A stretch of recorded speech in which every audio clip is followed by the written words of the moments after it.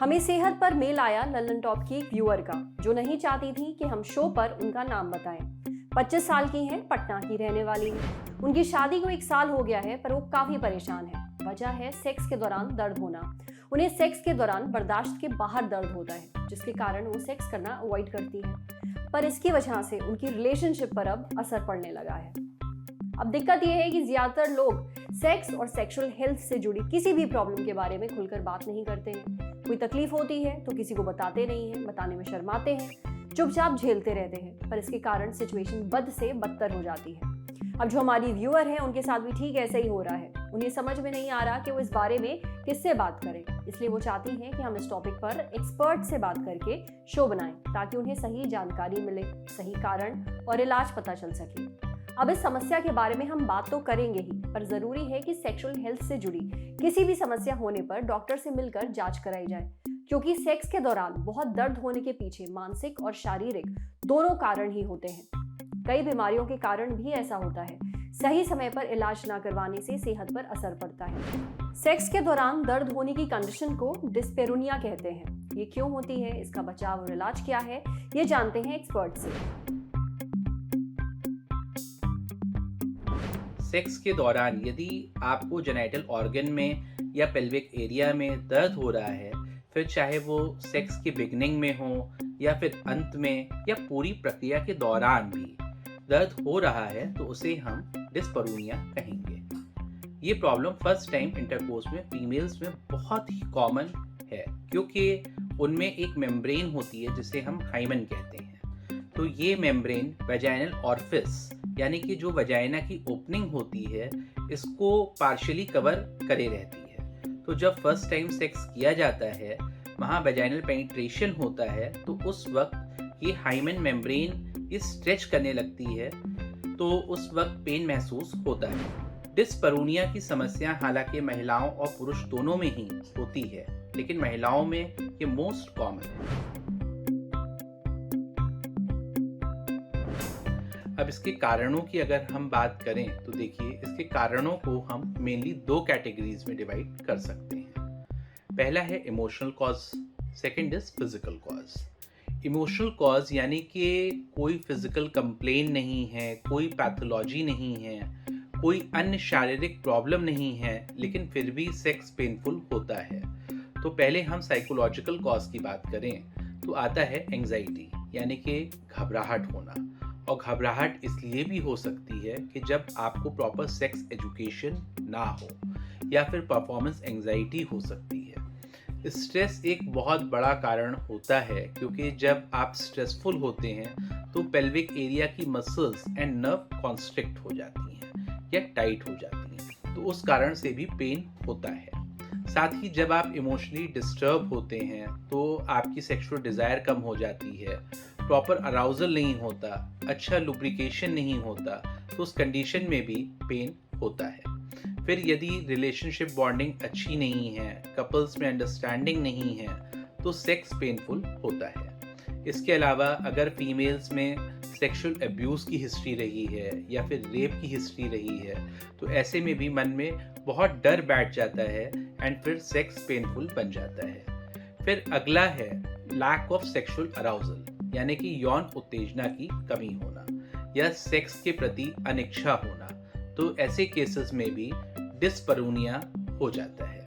किसी अन्य बीमारी की जो आप पिल्स खाते हैं, तो उन पिल्स के साइड इफेक्ट के तौर पर भी सेक्सुअल डिज़ायर या अराउजल में कमी आ जाती है। फिर यदि आपने फोरप्ले को इनफ टाइम नहीं दिया है तो पेन हो सकता है, क्योंकि वजाइना प्रॉपर लुब्रिकेट नहीं होगी तो इजी इंसर्शन नहीं हो पाएगा एंड इसकी वजह से दोनों ही पार्टनर्स को पेन हो सकता है।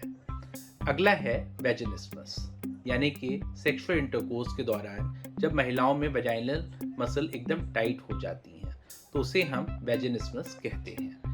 ये वो खुद जानबूझकर नहीं करती, बल्कि ये एक साइकोलॉजिकल रिफ्लेक्स हो सकता है। फॉर एग्जाम्पल कोई प्रीवियस बैड एक्सपीरियंस रहा हो, तो उसकी वजह से हो सकता है, या कोई ट्रॉमा रहा हो, ऐसे केसेस में वजाइनल मसल खुद ब खुद टाइटन हो जाती हैं, जिसके कारण पेनिट्रेशन डिफिकल्ट एंड पेनफुल हो जाता है।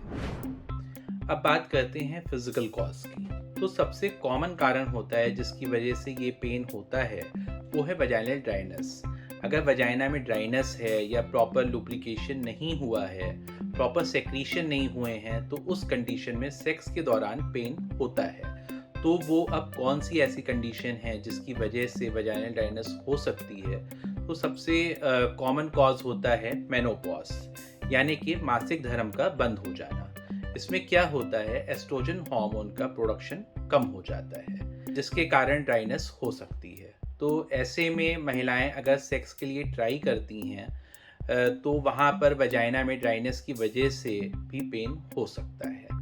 इसके अलावा चाइल्ड बर्थ के बाद ब्रेस्ट फीड जो वोमेन करा रही हैं, उस ड्यूरेशन में भी जनरली वजाइनल ड्राइनेस मिलती है। इसके अलावा कुछ स्किन डिसऑर्डर्स हैं आपके वल्वल एरिया में, जैसे कि कोई इरप्शन है जिनकी वजह से इचिंग रहती है, बर्निंग रहती है, खुजली या जलन रहती है, या कोई अल्सर हो जाता है, स्किन क्रैक्ड हुई है उस एरिया में, तो उस वजह से भी पेन हो सकता है ड्यूरिंग सेक्स।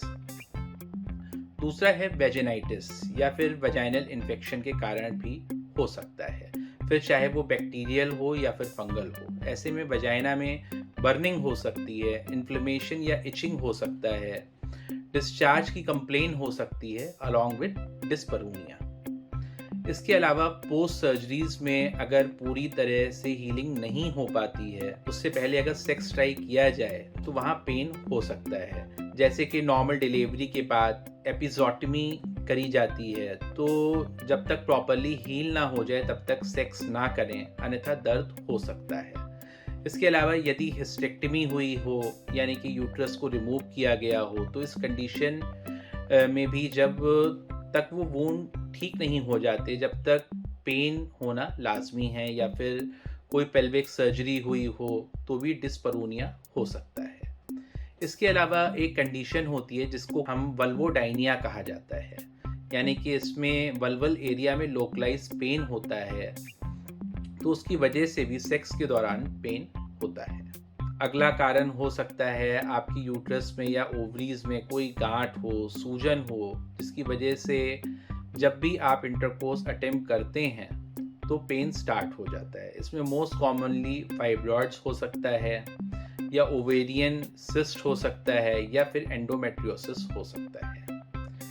इसी के साथ IBS है अगर, यानी कि इरिटेबल बॉवल सिंड्रोम अगर है, तो भी पेन हो सकता है, विच ऑल्सो इंडिकेट्स कि ज़रूरी नहीं है कि वजाइनल ट्रैक्ट से जुड़े ही कॉजेज हों। कई बार रेक्टम और इंटेस्टीन से जुड़े भी कॉजेज होते हैं जिनकी वजह से सेक्स के दौरान पेन महसूस हो सकता है। यदि ब्लैडर में इन्फेक्शन है तो भी पेन हो सकता है। अगला है कंजेनाइटल कॉज, यानी कि जन्म से ही वजाइना प्रॉपर फॉर्म नहीं हुई हो। फिर आता है PID means pelvic inflammatory disease, तो उसमें भी दर्द होता है। पेशेंट हमेशा पेन ड्यूरिंग सेक्सुअल इंटरकोर्स की कंप्लेंट के साथ प्रेजेंट करेगा, या सेक्स करने से कतराएगा, इंटरकोर्स की बात से डर जाएगा, बर्निंग पेन या इचिंग की कंप्लेन हो सकती है अराउंड द जेनाइटल्स। अब इलाज की बात करें तो इसके लिए तो प्रॉपर हिस्ट्री के माध्यम से पहले ये समझना ज़रूरी है कि साइकोलॉजिकल है या फिर फिजिकल। यदि ये साइकोलॉजिकल है तो ये कपल्स की प्रॉपर काउंसलिंग के थ्रू भी ठीक किया जा सकता है। फिजिकल एग्जामिनेशन के थ्रू भी काफ़ी कुछ क्लियर हो जाता है। वजाइनल ड्राइनेस का पता लग सकता है, फाइब्रॉइड है, ओवेरियन सिस्ट पता लग सकता है, कोई स्किन डिजीज़ है जैसे कि अल्सर है, वॉट्स हैं, तो ये सब पेल्विक एग्जामिनेशन से पता चल जाता है। इसके अलावा कुछ इन्वेस्टिगेशन एडवाइस किया जा सकता है, जैसे to rule out the exact cause, जैसे कि पैप टेस्ट है, USG है, यूरिन टेस्ट है, तो ये कुछ टेस्ट होते हैं जो करवाए जा सकते हैं। इसके बाद लाइन ऑफ ट्रीटमेंट में जो भी अंडरलाइन कॉज होगा उसे ट्रीट किया जाएगा। जैसे कि वजाइनल इन्फेक्शन है, बैक्टीरियल हो या फिर फंगल हो, तो उस हिसाब से एंटी बैक्टीरियल या एंटी फंगल मेडिकेशन चलेंगी। यदि वेजाइनल ड्राइनेस एस्ट्रोजन की कमी की वजह से हो रही है तो कुछ मेडिकेशन प्लस एस्ट्रोजन क्रीम के माध्यम से वो ठीक किया जा सकता है। यदि आप नेचुरल लुब्रिकेंट प्रेफर करेंगे तो फोरप्ले को टाइम दीजिए, आपसी रिलेशन अच्छा रखिए। यदि कोई पर्टिकुलर पोजीशन पेनफुल हो तो अवॉइड कीजिए। कभी कभी पोजीशन चेंज करने से भी आराम मिलता है। आजकल तो लेज़र ट्रीटमेंट भी अवेलेबल है जो कि वजाइना को रिजुविनेट करता है, जैसे कि CO2 लेज़र है।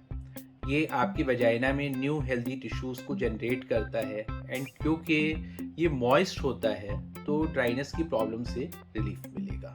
अगर पेन ड्यू टू वेजिनेसमस हो रहा है तो वेजाइनल डायलेटर्स का प्रयोग किया जा सकता है। इसमें अलग अलग साइज़ के होते हैं, तो शुरुआत में छोटे साइज़ का यूज़ करें एंड धीरे धीरे साइज़ बढ़ाते जाएं एंड जब आप कंफर्टेबल हों देन गो फॉर इंटरकोर्स। कुछ केसेस में तो बोटॉक्स के इंजेक्शन भी दिए जाते हैं जो कि मसल्स को रिलैक्स करते हैं। इसके अलावा मैंने आपको पहले भी बताया है कि जो सेक्स के दौरान कुछ ऐसी पिल्स होती हैं जिसको लंबे समय तक लेने से वजाइना में ड्राइनेस हो जाती है, तो अगर किसी और चीज़ का आपका ट्रीटमेंट चल रहा है जिसकी मेडिसिन की वजह से आपको ड्राइनेस डेवलप हो रही है, तो उस कंडीशन में भी डॉक्टर से डिस्कस करके अगर वहाँ पे प्रिस्क्रिप्शन चेंज किया जा सकता है, यानी कि उस दवाई की जगह कोई और ऑल्टरनेटिव दिया जा सकता है, तो आपकी प्रॉब्लम सॉल्व हो जाएगी। उम्मीद है जो भी लोग डिस्पेरोनिया की प्रॉब्लम से जूझ रहे हैं उन्हें ऐसा होने के पीछे जो वजह हैं वो पता चल गई होंगी। अगर आपके साथ भी ऐसा होता है तो डॉक्टर से जरूर मिलें। चुपचाप दर्द ना सहते रहें, आगे चलकर ये आपके लिए एक बड़ी प्रॉब्लम बन सकती है। अब बढ़ते हैं सेहत के अगले सेगमेंट की तरफ। कार्डियोमायोपैथी दिल की एक बहुत आम बीमारी है।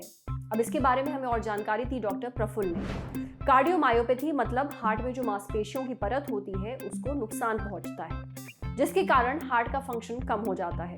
दो तरह की कार्डियोमायोपैथी होती है, एक होता है डायलेटेड कार्डियोमायोपैथी, दूसरा होता है हाइपरट्रोफिक कार्डियोमायोपैथी। डायलेटेड कार्डियोमायोपैथी के कारण है हार्ट अटैक। हार्ट अटैक आने के बाद हार्ट की मांसपेशियों की परत में ब्लड सप्लाई कम हो जाती है, जिसके कारण वो मर जाती है। इसके बाद हार्ट सही तरह से काम नहीं कर पाता है, ढंग से हार्ट पंप नहीं कर पाता है, हार्ट बड़ा हो जाता है। दूसरा कारण है शराब पीना। अगर रोज शराब पी रहे हैं तो हार्ट ढंग से खून पंप नहीं कर पाता है। और तीसरा कारण है जेनेटिक। हाइपरट्रोफिक कार्डियोमायोपैथी में दिल की मांसपेशियों पर एक अबनॉर्मल परत बन जाती है और इस परत की चौड़ाई भी बढ़ जाती है। ये बीमारी जेनेटिक होती है। कार्डियोमायोपैथी के लक्षण है चलते वक्त सांस लेने में तकलीफ होना, सांस फूलना और छाती में दर्द होना। इलाज के लिए कुछ दवाइयां दी जाती हैं जिनसे सांस लेने की तकलीफ कम की जा सकती है। दूसरा है CRT यानी कैथोड रे ट्यूब। ये एक तरह की मशीन होती है, ये दिल में लगाई जाती है जिससे हार्ट सही से खून पंप करता है। हाइपरट्रोफिक कार्डियोमायोपैथी में अचानक मौत का खतरा रहता है। उसे रोकने के लिए एक मशीन नुमा चीज आती है जिसे कहते हैं ICD यानी कि इम्प्लांटेबल कार्डियोवर्टर डिफाइब्रिलेटर। ये लगाई जाती है। समझे? अब बढ़ते हैं सेहत के अगले सेगमेंट की तरफ। खुराक, एक झकासी हेल्थ टिप। पेट में गैस बनने के कारण दर्द होने पर काला नमक खाना क्या वाकई असरदार है? पेट में गैस के कारण दर्द से राहत के लिए अक्सर काला नमक खाने की सलाह दी जाती है। मुंबई के ग्लोबल हॉस्पिटल में चीफ डाइटिशियन ZM पटेल कहती हैं कि पेट में गैस बनने पर काला नमक खाने से आराम मिलता है, लेकिन हर बार काला नमक का इस्तेमाल नहीं किया जा सकता है क्योंकि आज की तारीख में बहुत लोगों को ब्लड प्रेशर की शिकायत है। वहीं कितने ही लोग हैं जिन्हें साइलेंट ब्लड प्रेशर है। इसलिए सबसे पहले जरूरी है कि हम खाने में वो तरीके अपनाएं जिससे पेट में गैस की तकलीफ ही ना हो। ZM पटेल की सलाह है कि सबसे पहले तो हमें आराम से बैठकर खाना खाना चाहिए, खाना धीरे धीरे और अच्छे से चबाकर खाना चाहिए। हमें पर्याप्त मात्रा में पानी पीना चाहिए। खाने की कोई भी चीज जिसे खाने के बाद हमें लगता है कि ब्लोटिंग हो रही है, जलन हो रही है, उससे परहेज करना चाहिए। कुछ चीजें ऐसी होती हैं जिन्हें हम खाने में इस्तेमाल करें तो पेट की तकलीफ कम होगी, जैसे कि कड़ी पत्ता और हींग का इस्तेमाल। यह हमारे पाचन के लिए अच्छा होता है। अगर पेट में ज्यादा गैस हो रही हो तो पानी के साथ सौंफ लेने से राहत मिल सकती है। वक्त पर खाना खाएं, ठीक मात्रा में खाएं, ज्यादा तली हुई चीजें ना खाएं, ज्यादा मसाले वाला खाना ना खाएं, बहुत ज़्यादा नमक या बहुत ज़्यादा शक्कर वाली चीज़ों से परहेज करें। कुल मिलाकर संतुलित और हेल्दी खाना खाएं। खाने में ताज़े फल और सब्जियां ज़रूर शामिल करें। आज सेहत पर इतना ही। अगर आप एक डॉक्टर हैं, हमसे कुछ शेयर करना चाहते हैं तो जो ईमेल आईडी इस वक्त आपको अपनी स्क्रीन पर दिख रही है उस पर हमें एक मेल भेज दीजिए। ये वीडियो फेसबुक पर देख रहे हैं तो हमारे फेसबुक पेज को लाइक करिए, यूट्यूब पर देख रहे हैं तो हमारे चैनल को सब्सक्राइब करिए, बेल आइकन पर ज़रूर क्लिक कर दीजिए ताकि जब भी हम कोई नया वीडियो अपलोड करें तो उसका नोटिफिकेशन आप तक सबसे पहले पहुंचे। शुक्रिया।